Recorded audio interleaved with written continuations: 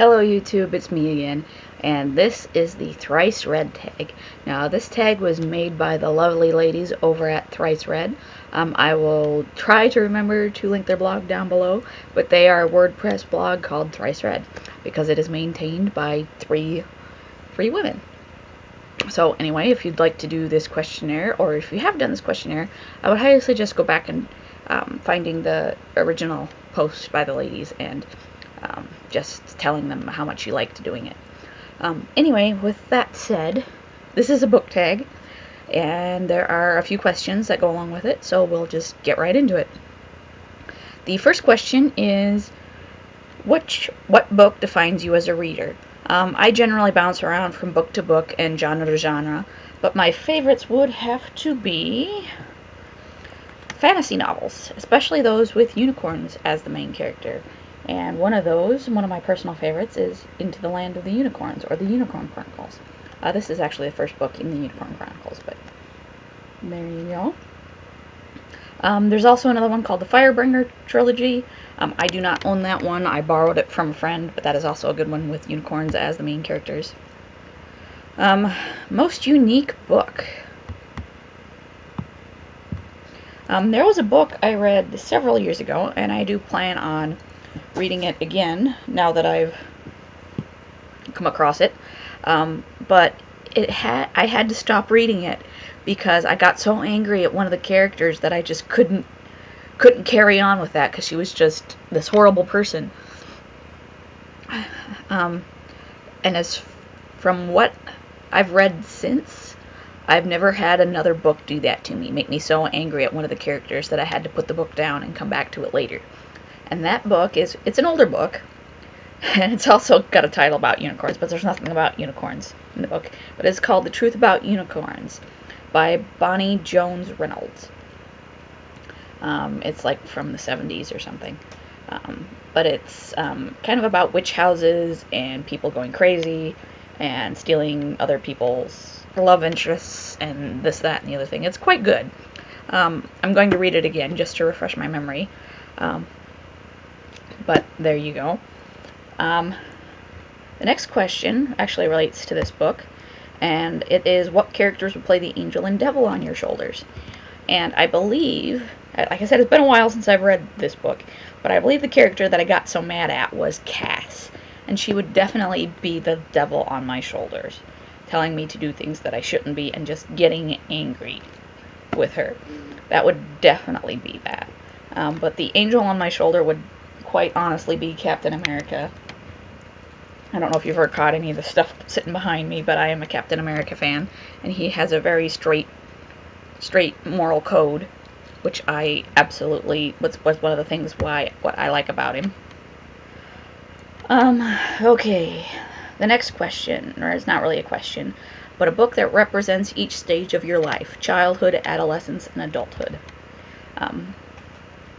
The childhood book would quite definitely be the Babysitter's Little Sister series. I've got quite a few of these. This is just the most recent one I've picked up. I read quite a lot of these going through school.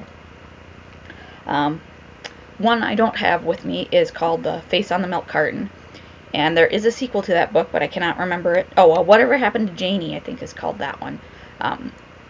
But it is a very good little 2-book series if you can find it, and it came just at the right time in my life where I was able to enjoy it at roughly the same age as Janie was. And then for an adult, I guess what would comprise that is Christine Feehan's Dark series. This is one. It's called Dark Predator. I haven't read this one yet, but I have read several others. It's basically about vampires, so supernatural, but it's also about like finding your mate. So it's a romance, fantasy, supernatural novel, which kind of combines both of my most read genres, I would say. Book that is your go-to reread.